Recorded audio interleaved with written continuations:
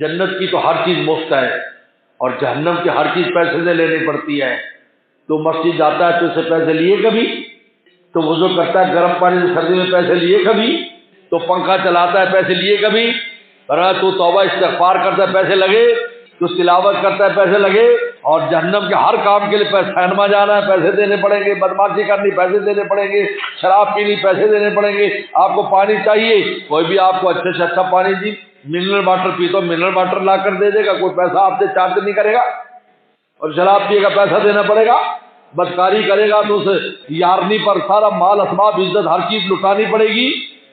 اللہ نے جنت کی ہر شے مفت رکھی ہے، اس لیے کہا فَنُيَسِّرُ لِلْيُسْرَىٰ کہ جنت ویسے بھی آسان ہے، ہم مزید آسان کر دیتے ہیں۔ اس لیے دنیا میں جنت کی کام کوئی کام ایسا نہیں ہے کہ جس پر پیسہ لگتا ہو، بہت آسان ہے۔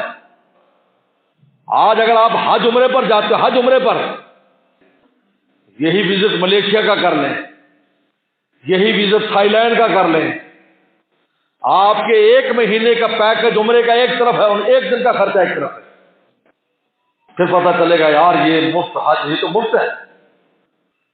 تم جاتے ہو 5 ریال 10 ریال کی اچھی روٹی کھا لیتے ہو حرمین شریفین میں، تھائی لینڈ میں نہیں ملے گی تمہیں، ملیشیا میں نہیں ملے گی، لندن میں نہیں ملے گی، امریکہ میں نہیں ملے گی، وہاں تم حیران ہو جاؤ گے۔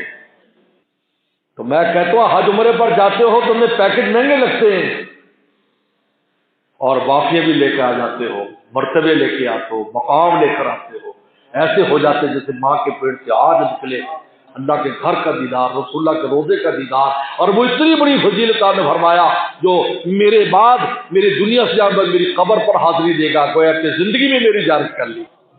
اتنی فضیلتیں اللہ اکبر بیان نہیں کی جا سکتی، اللہ کہ وہاں جانے کی کیا کیا فضائل ہیں۔ اور خرچہ دوسری جگہ دیکھ لو، تم وزٹ کر کے دیکھ لو، پوچھ لو جا کر کہ یار میں 10 دن کے لیے ملیشیا شہر کے کتنا خرچہ ہوگا، وہ کہے گا لکھ دے لاؤ جی 15 لاکھ روپے لاؤ، 20 لاکھ روپے لاؤ، اور یہاں ماشاءاللہ